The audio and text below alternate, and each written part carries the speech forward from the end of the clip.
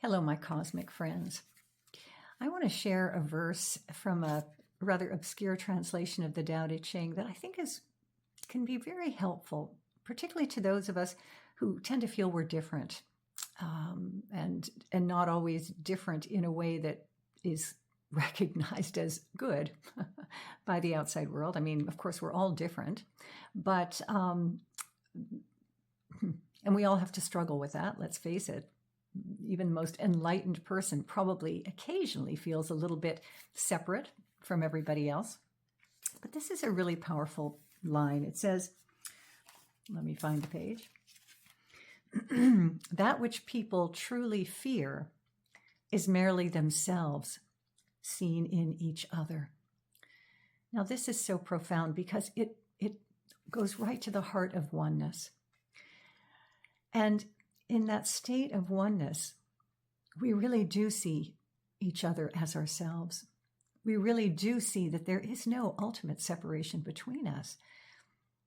And that this verse says that which people truly fear, what's most confronting, frightening to us, is seeing ourselves in somebody else.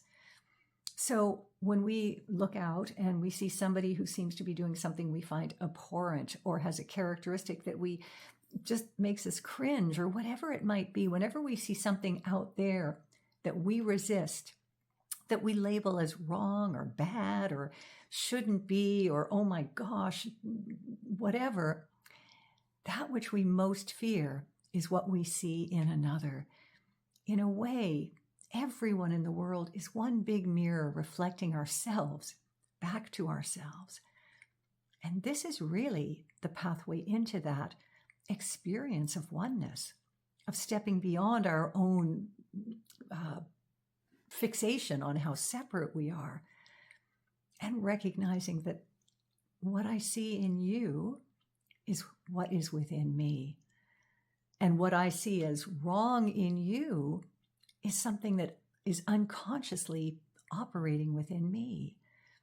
Now, your mind is probably already going on a whole tangent, but what about this? And what about axe murders and stuff like that? And yeah, we can go there for sure. But even the most evil actions are done by humans who are in deep pain, whether they are conscious of it or not. They're feeling deeply alienated.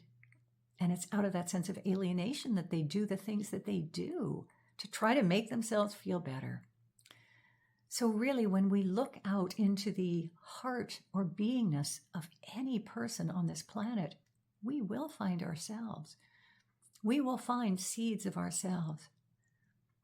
And so in a way, part of this great mission that we are on, you and I, is to begin to recognize that everyone is a reflection and that we are here not to further separate ourselves from all the terrible things out there, but instead to embrace it all as part of this huge human journey and to not let anything, to not reject anything. It doesn't mean we have to like it. It certainly doesn't mean we have to do it or take on that interpretation, but it just means we don't hate anything. We don't deny anything.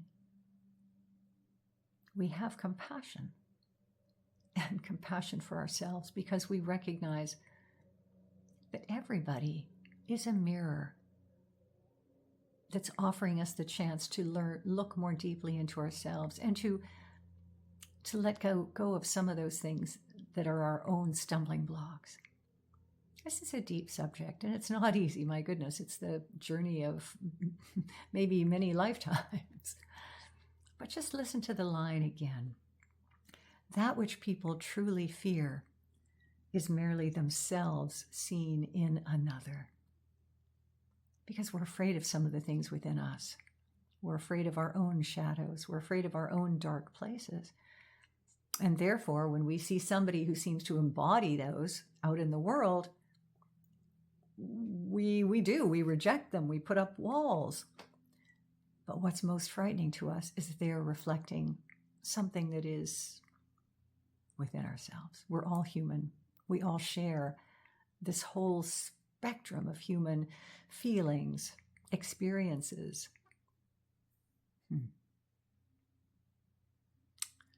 So